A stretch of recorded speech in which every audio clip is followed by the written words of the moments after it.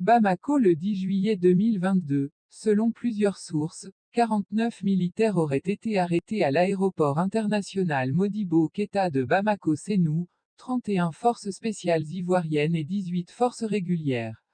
Certaines sources affirment de ce qui pourrait être une nouvelle tentative de coup d'État contre le président le libérateur Assimi Goïta, qui a été déjoué grâce à la vigilance et au professionnalisme du colonel Modibo Koné, le silencieux et ses braves hommes.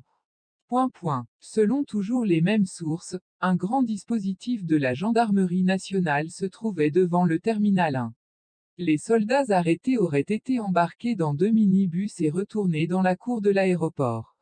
Selon une source, ce sont des éléments de la MINUSMA. Si cela se confirme que ce sont des éléments de la MINUSMA, pourquoi sont-ils arrêtés? Selon une source, la compagnie SAS qu'ils ont affrétée ne faisait pas partie de la liste des avions devant arriver aujourd'hui au Mali. De toute façon, aucune convention n'autorise quiconque à rentrer sur le territoire malien étant armé sans informer préalablement les autorités. Pour le moment, aucun communiqué officiel du gouvernement.